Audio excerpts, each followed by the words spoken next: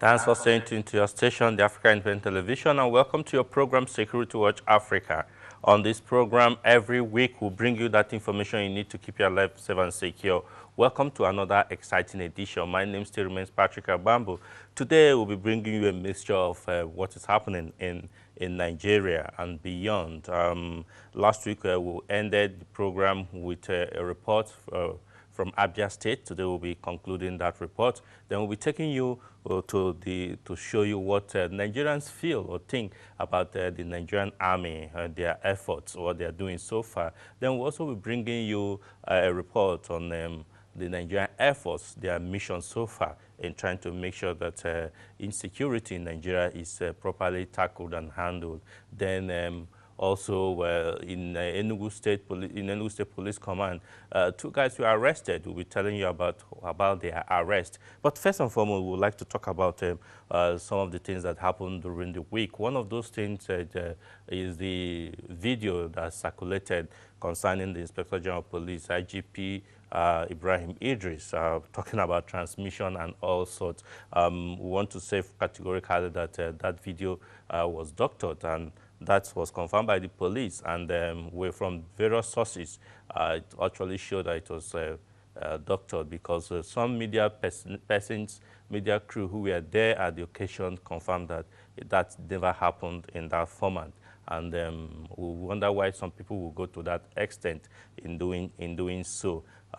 Somebody have said that, you know, the IGP is fighting so many battles with some politicians. Anyway, but I want to believe that people will not go that extra mile to want to ridicule somebody who is working to protect the country. We must agree that the fight, the work as an IG is not an easy task, and somebody who must be there must be some person who is mentally sound, physically fit, and otherwise intellectual capacity must be very, very strong and high. And so maybe that is why some people want to probe about the state of mind of the IGP. But by and large, you agree with me that in the last 1 week, there have been improved security all over the Federation.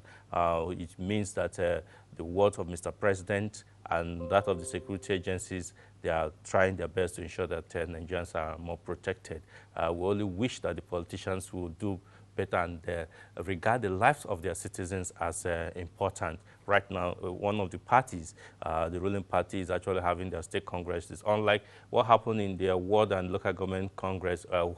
We hope that today will not be violent. We hope that the game must be played properly and lives must be protected, because that is the essence of governance in itself. So we want to employ and enjoy every Nigerian to support the security agencies, support them. There's no need to ridicule anybody. If they're not doing well, point it out so that they can work better. Just like what happened in Lagos State, where a SARS personnel was caught to have collected money from somebody, and the guy was arrested, and that money was returned, and he's now facing the music.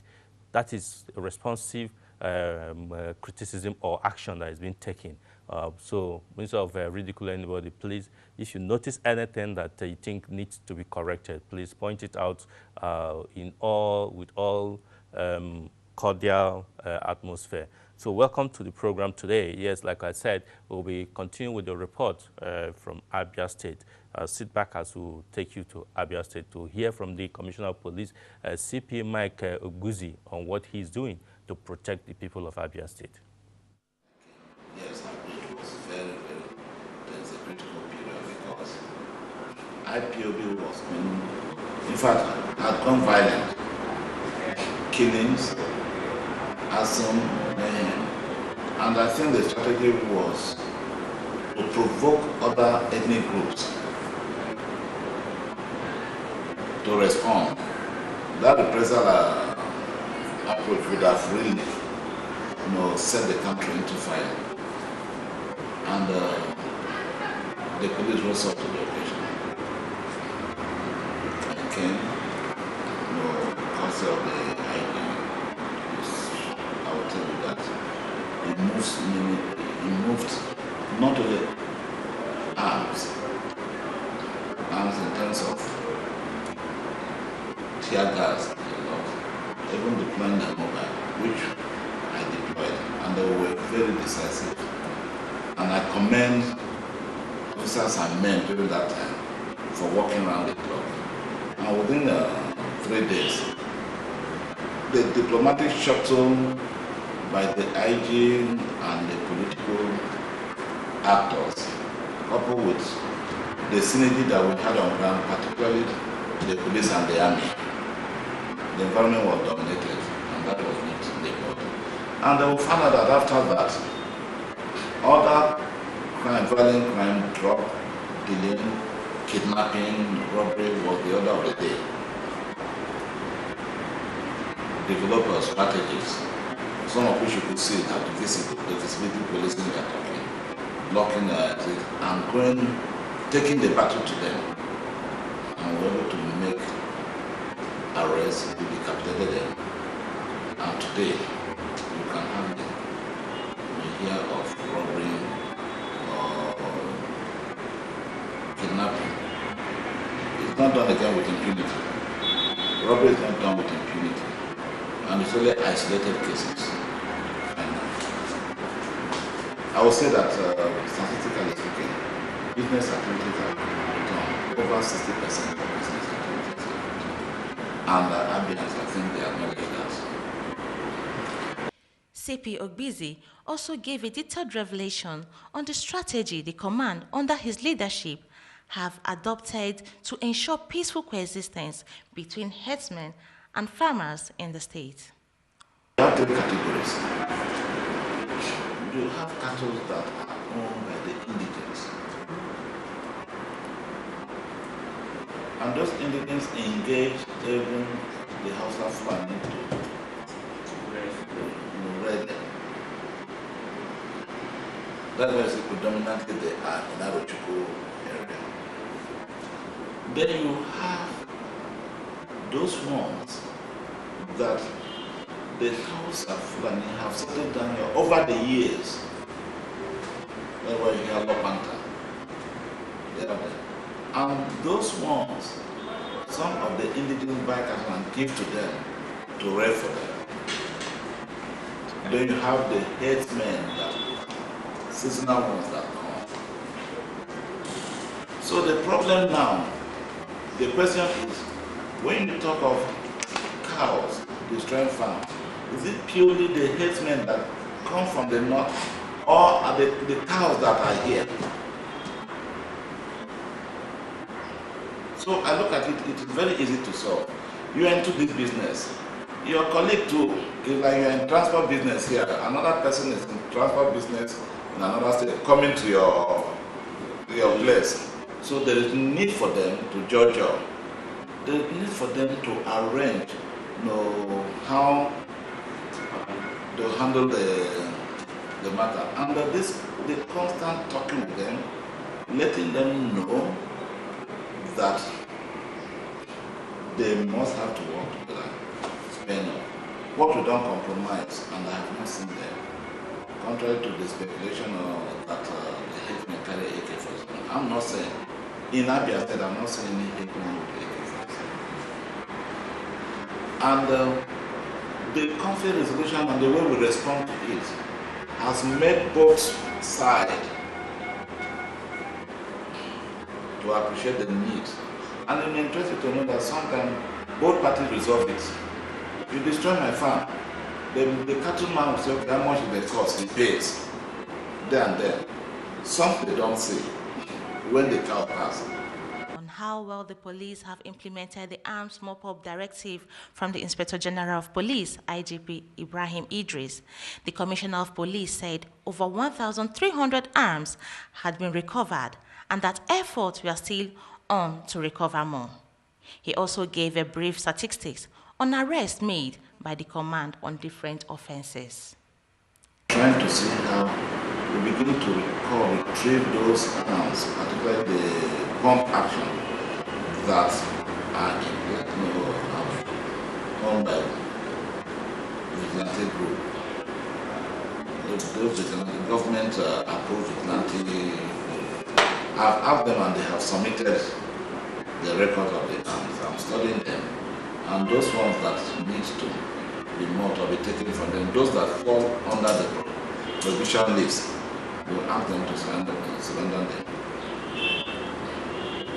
But I will tell you that we've arrested recorded arrests of over 100 robberies, over 80 kidnapping cases, some charged to custom and some to the under investigation. The IPOB will still keep picking them, but during the heat of the IPOB, over 60 were arrested and charged to court. Then subsequently, pocket of arrest of IPOB, which I cannot exact in terms of figure, recorded. And this time, the local intelligence we have developed is so effective that even when they get up to organize themselves, we are there before them, they respond. Yeah, welcome back. Like you had the Commissioner of Police said there, they are picking up all the miscreants and hoodlums that try to create problem in that state. We must commend the police in that state for doing good, making sure that people are protected. In the past, kidnapping used to be everyday occurrence, but today, from the views of the people on the streets of Abia State, things have improved drastically. That people can move about doing their lawful businesses peacefully. Yes, let's go quickly to the Nigerian army. We decided to go on the street to find out what do Nigerians feel about, talking about the army in the negative light, and what do they feel? Will they affect their work? Will they affect their performance? And our crew went on the streets and got this for you. George Patton, in his famous quote, says, "The soldier is the army. No army is better than its soldiers. The soldier is also a citizen. In fact, the highest obligation and privilege of citizenship is bearing arms for one's country." The Nigerian army, as a grand force of the military, is saddled with the enormous task of protecting the territorial integrity of Nigeria, also ensuring that the internal security of the country is not compromised. This they have continued to do for over 62 years now. Recently, Nigeria has been faced with several security challenges. This is evident in the activities of Boko Haram in the northeast, killings by suspected herdsmen in some states of the Federation, secession threats by the indigenous people of Biafra, and a lot more has kept the Nigerian military, especially the army, on their toes.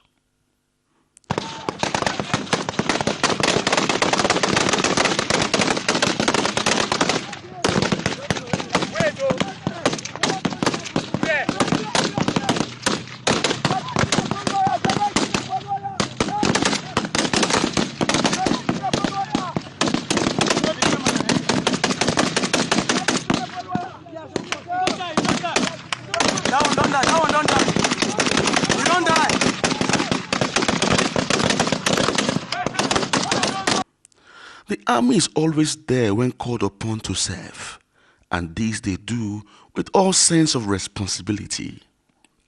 The primary purpose of having the armed forces of any country is to protect the territorial integrity of that country. That is, no 1 inch of Nigerian soil is to be ceded to any form of aggression, either from outside or from within. And so to that extent, we believe, of course, that our military has done well. Because when you are doing your best and people are not trying to appreciate it, then you are not doing things okay. To me, the army too, they are human. They will not deliberately step on rights of Nigerians. If such a Nigerian is not getting beyond his band. I believe the level we find ourselves today, we're supposed to be a patriotic citizen, not to be using everything politicized. We need to be objective in anything we are saying, so that people will know that we are developed than to be underdeveloped, honestly. Because I believe it's just because of maybe they are politicized it. They don't support the system and they want to frustrate the system. Maybe that's why they're doing that. But it should not be good also because people fighting there, honestly, they are sitting like me and you. Forget me, they are collecting salary. They are resting their life for us to live. Even though they have not due to our expectation, we still be encouraging them because it's not easy to go and fight a war, honestly. There is no one that will be working assiduously and with all sense of commitment that is not being encouraged that will be happy. As a matter of fact, I feel and I believe the military, they are doing their best in terms of intelligence gathering and fighting insurgents. They are doing their best to the best of their ability, and I think Nigerians as a whole has a duty to actually encourage them by way of their comments, their statements. And as a matter of fact, these are men that have taken an oath to protect the integrity of this nation. They ought to be encouraged. Why Nigerians are sleeping, they are out there fighting and trying to make sure things are in order. Peace is in every part of the nation. I think they ought to be commended. Like George Orwell's quote, people sleep peaceably in their beds at night only because rough men stand ready to do violence on their behalf. This clearly describes the Nigerian soldiers who laid down their lives for the rest of us to live peaceably.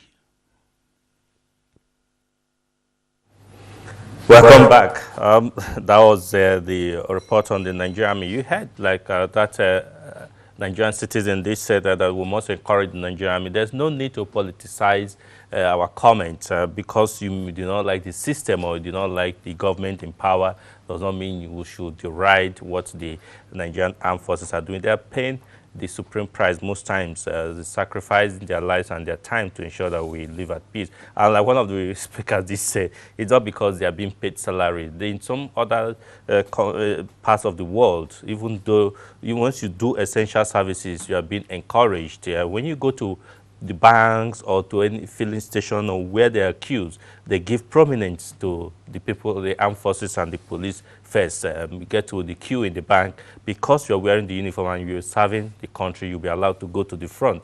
It happens even in the malls and wherever they go in public places, they give them priority. It's a way, even in the aircraft, even in boarding, in their flights, there are a lot of things we should emulate to encourage these people that are fighting to keep the country one. They must do. And by next week, we'll be bringing you the view of what the comment and the report from the comment said by the Lieutenant General T.Y. Danjuma. We'll be bringing you what the result of the committee that was set up, the pro-panel that was set up to look into it. We'll bring you that so that we'll know what is being said or what is being done to change it. We'll quickly go to the Nigerian Air Force. They had assisted the ground forces to ensure that there is security, because if they do not do that, then the ground forces may not be able to perform effectively. So sit back as we'll bring you this report. The struggle to end the reign of Boko Haram terrorist group on Nigerian soil has once again received a boost from the operations of the Nigerian Air Force. The military forces of Nigeria have continued to fight the daredevil group to ensure that the northeastern part of the country is totally free from their incessant attacks.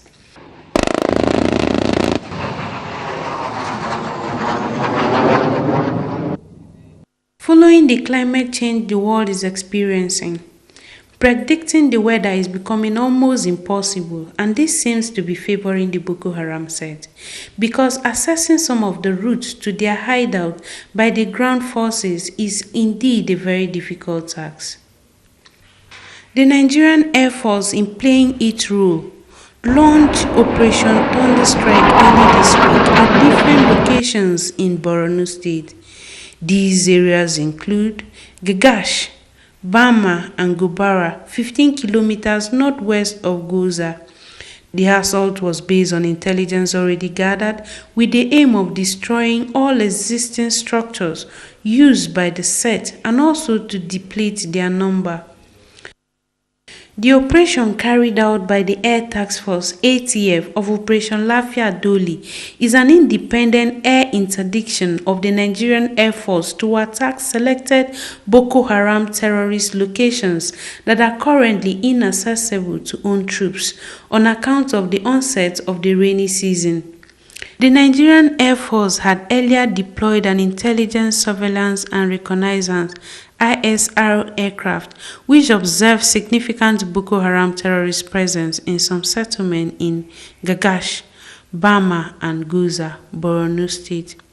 Accordingly, the ATF detailed a combination of fighter aircraft and helicopter gunship to attack the insurgents' position. Over the locations, the attack platform took turn to unleash their ordnance on the target, while the NAV ISR aircraft conducted battle management assessment. During the air raid, Boko Haram terrorists were seen fleeing the identified locations into nearby bushes for safety, hiding under trees, but their hideouts were also destroyed.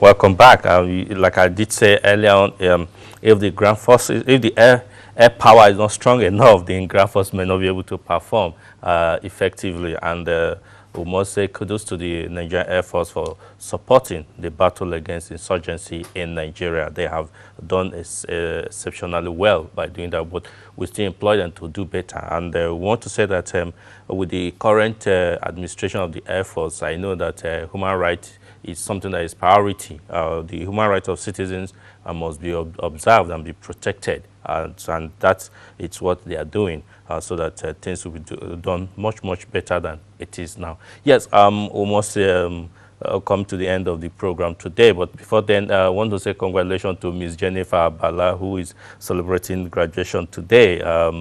Today it's a celebration day in that family, and this is coming from our associate producer here in-house, talking about Gowan Elams is congratulating Miss Jennifer Bala for doing that. Then one of our friends talking about Superintendent of Police Kentucky Nwosu was honored by the American Consulate recently as the second best human rights personality of the year in terms of security in Nigeria. I want to say congratulations to you, SP Nwosu, for that honor. Yeah, like I said at the beginning, earlier in the week, precisely 2 days ago, the police in Enugu State were able to arrest two suspects who specializes in snatching people's phones and removing the SIM card to be able to track and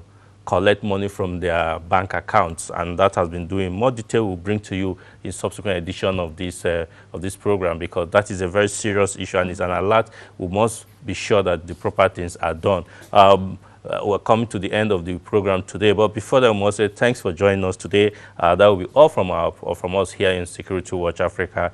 So we'll be joining the studio for race to 2019 studios, where Ijoma Osamo is waiting to look at issues concerning the State Congress of the Congresses of the All Progressive Congress, APC nationwide. So we'll hand over straight to Ijoma Osama now to continue from the studio of Race to 2019.